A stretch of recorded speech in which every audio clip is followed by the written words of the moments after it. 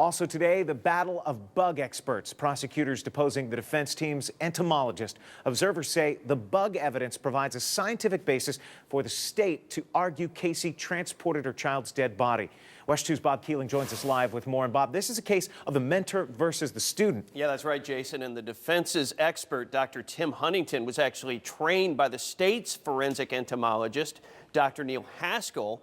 And this could make Huntington's job more treacherous in Anthony's murder trial.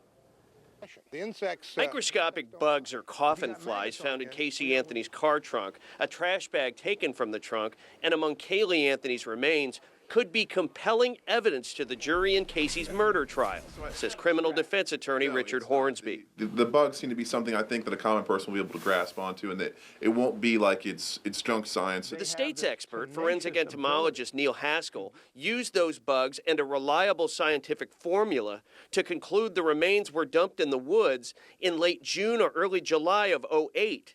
It will be the job of Dr. Tim Huntington, someone trained by Haskell, to interpret the insect evidence in a time frame more favorable to the defense.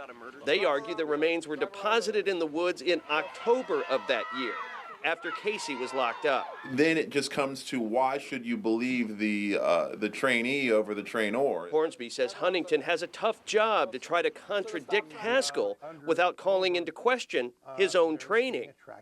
If you discredit him, you by default are discrediting yourself and the training you received.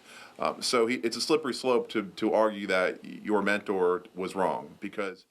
And even if Huntington can cast doubt on when the remains of Kaylee Anthony were actually dumped in the woods along Suburban Drive, Hornsby says the question remains, why were insects that feed on decomposing remains in Casey Anthony's car trunk in the first place, Jason?